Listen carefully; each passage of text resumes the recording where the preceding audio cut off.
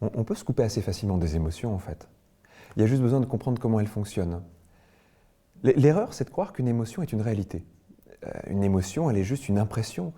Elle peut avoir un impact sur le corps, mais en fait, avant d'avoir un impact sur le corps, elle existe avant tout dans notre cerveau. On pourrait dire que l'émotion, elle est peut-être entre les deux, entre le réel et l'imaginaire. Notre imaginaire peut s'infiltrer dedans, il peut rentrer dans cette émotion et la transformer. Tout ça est symbolique, en fait. Notre cerveau comprend les symboles. C'est son langage. Si on apprend à parler au cerveau avec des symboles, a priori, il va comprendre exactement ce qu'on veut qu'il fasse. Donc, pour lui expliquer comment faire, il faut rentrer dans son fonctionnement. On a des expressions dans notre langue qui montrent qu'on a compris ça. On parle de prendre de la distance, on parle de prendre du recul. C'est pas pour rien.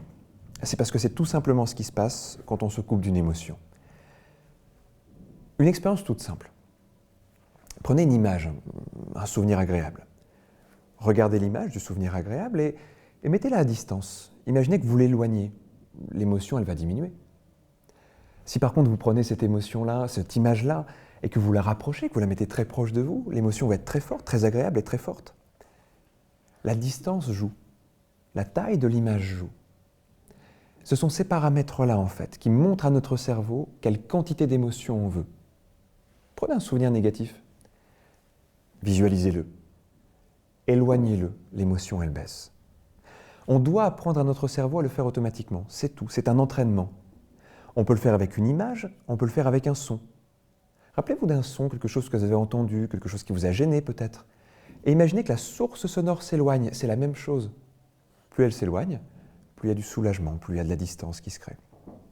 Tout simplement, on peut apprendre à notre cerveau à se couper des choses. On peut même aller jusqu'à se voir dans une image. Et là, on a encore plus de distance. On devient spectateur de soi-même. Là aussi, c'est un entraînement. L'image n'a pas besoin d'être précise pour qu'elle soit efficace. On doit avoir même peut-être parfois juste la sensation de se voir. Et ça suffit largement. Si on s'entraîne sur des émotions assez faibles et qu'on prend le coup sur des émotions assez faibles, ça marchera aussi sur des émotions beaucoup plus fortes après.